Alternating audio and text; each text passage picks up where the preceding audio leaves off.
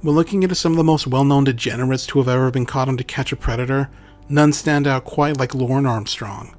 In fact, if you were to ask anyone in the TCAP community, they would most likely tell you that Lorne Armstrong is the Chris Chan of To Catch a Predator. Much in the same way that Jeremy DeWitt is the Chris Chan of police impersonators.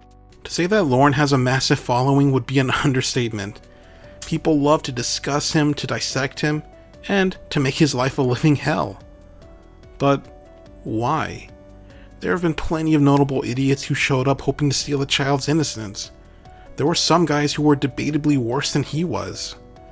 Well, I think it really comes down to Lorne being the perfect person at the perfect time. Or rather, someone who was in the wrong place at the wrong time. Either way, it hasn't stopped Lorne from gaining a massive number of trolls who feel the need to document his every move and his every failing. But there's a little bit more to it than that, so let's get into the video. Lorne had a pretty unremarkable life before his guest appearance on TCAP. He made it through high school and had a brief stint in the Air Force. At one point in 2006, he was working as a contractor and was contracted to work on an elderly woman's home. She gave him $30,000 for the repairs, but Lorne pretty much took the money and fled the state. The woman eventually managed to track him down and demand her money back. Lorne said that he would put himself on a payment plan to reimburse her, but yeah, it's pretty clear that that's never going to happen. One of the reasons that Lorne is constantly trolled and mocked online is because of how gullible he is to anyone trying to reach out to him. Sometime before showing up at the Sting House, Lorne was in a relationship with a woman that he had met online. He sent the woman money, NASCAR memorabilia, and other things. When Lorne's sister got the chance to meet his long-distance girlfriend, she discovered what anyone, minus her brother, would have realized, that the girl was a catfish. She saw Lorne as an easy mark and manipulated him into getting whatever she wanted. It makes me wonder how far she would have taken this had she never been caught by Lorne's sister. Anyway, sometime later in 2007, Lorne got in an online chat room and met a sweet 13-year-old girl named Kayla. At first, Lorne was overprotective of the girl, telling her to be careful about who she talks to and to never, ever share personal information with anyone she doesn't actually know. Lorne played the role of a protector, a role that he would continue to play for all of about 6 days. It wasn't long before he was telling this girl how head over heels in love he was with her, and sending her daily pictures of his junk via webcam. One thing that often gets overlooked are Lorne's phone calls with the decoy. To put it bluntly, they are fucking abhorrent. It's already disgusting to talk this way to a minor, but what makes it worse is that the decoy actually sounds like a child. It's beyond creepy. Kind of nervous? Guess that nervousness is going away now, huh? Yeah. I thought about you all day. Did you get the one where I told you that I stared at your picture for an hour? I didn't even realize that I had stared at you that long. Wow. But you're so pretty. That's so special. He would tell her how to delete her messages so that he wouldn't get caught. He would teach her how to pleasure herself. And if that wasn't worse, he would also sing to her. I was her number one. She told me so. And she still means the world to me, just so you know. So be careful when you hold my girl. In one of Lorne's last phone calls with the decoy, he tells her that he needs to make sure he gets those things so that she doesn't end up pregnant. You'll put gas in my truck. Then I have to go to Walmart really quick to get them things so I don't get you pregnant. Because I thought that I got them, and I didn't. They kept talking for over a month before finally setting a date to meet up on. Either by fate or by bad fucking luck, Lorne chose to meet up with his 13-year-old princess on his 37th birthday. Lorne even mentioned that he wanted to take her back to his place for his birthday weekend where he would violate her over and over again. When Lorne made his trip to Bowling Green, Kentucky to meet up with his princess, he managed to cross state lines, making this crime federal. When Lorne showed up, he was beyond ecstatic to be here. He was so excited that he didn't even realize that Casey, TCAP's most prolific decoy, looked nothing like the girl that he'd been talking to for over a month. This wasn't the fair-skinned, blonde-haired, blue-eyed child that he was looking forward to meeting. but he didn't care. Their conversation was pretty awkward, but Lorne was in heaven. He was finally with the love of his life. He was so happy that he didn't even pick up on all the damning questions that were being thrown his way. Did you bring any condoms? Yes, I did. Where are they? Out in the truck. Well, what good are they going to do in the truck if we're in here? Well, yell at me, why don't you? But this happiness was short-lived as Chris Hansen soon came out. What follows next was probably the most well-known interview in TCAP's history. After exchanging formalities, Chris managed to grill Lorne on every single one of his crimes.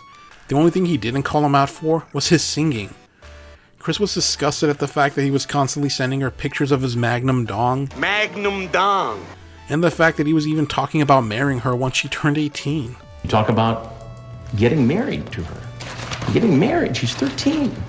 So I meant when she was 18. You were going to marry her when she turned 18. After a lengthy interview of cries, self-pity, and a never-ending torrent of excuses, Chris brought out the crew and Lorne was taken into custody. Inside Lorne's truck, they found condoms, a Walmart bracelet, and a camera that many believe he was going to use to film their first time together. Lorne's police interview pales in comparison to his interview with Hansen. All he does is cry and mumble. The actual interview only lasts a few short minutes as Lorne lawyers up the moment they pull out the dick pics. I believe you transmitted quite a few photographs. I'd like an attorney. All right, sir.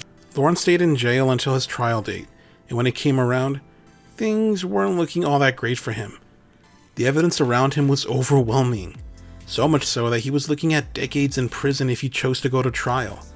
Instead, Lorne took a plea deal and was sentenced to 7 years behind bars, but he didn't exactly get off scot-free. He was placed on the RSO list for life, he had to attend sex offender counseling, all of his internet activity would have to be monitored, and he was put on lifetime probation. While in prison, Lorne managed to write a book called Taken Abroad, a fictional story about his time in the military. I haven't read the book, and I would also assume that none of the people who left reviews have, but it's worth noting that Lorne apparently donates all the proceeds to help soldiers. Whether or not they want that help, I don't know. While Lorne was in prison, the TCAP community was slowly growing over the years, and around the time that Lorne was released, there were already several channels and sites that broke down every single little thing from the show. And with Lorne in particular, there was a fictional comedic cult centered around Lorne and his love for Kayla. The group referred to themselves as members of the Church of Cod, and they used Lorne's 400 plus page transcript as their Bible. Now at first, Lorne was happy. He believed that he actually had a group of people behind him who were ready to give him support. However, with Lorne, it took him some time to realize that these people were actually just out to screw with him and make memes on him. There was a whole saga where Lorne was catfished by a woman named Ramona, and that is literally its own video. The short version is that this elaborate catfishing campaign was done for the sole purpose of collecting as much information on him as they could, while also exposing just how pathetic he actually is. Lorne claims that he knew he was being catfished all the time, but yeah, those leaked phone calls, they would say different. Anyway, sometime in 2019, Lorne found himself in court once more, not for going after another minor, but for failing his sex offender class and repeatedly breaking the rules of his probation. Sex offender treatment classes usually last no more than 2 years, given that the person in question can take responsibility and move on with their life. Lorne has done neither. He's never owned up to the mistakes he made and the decisions that led him to wanting to molest a child. In one of his YouTube videos, he actually states that Chris Hansen is the one who was there for all the wrong reasons.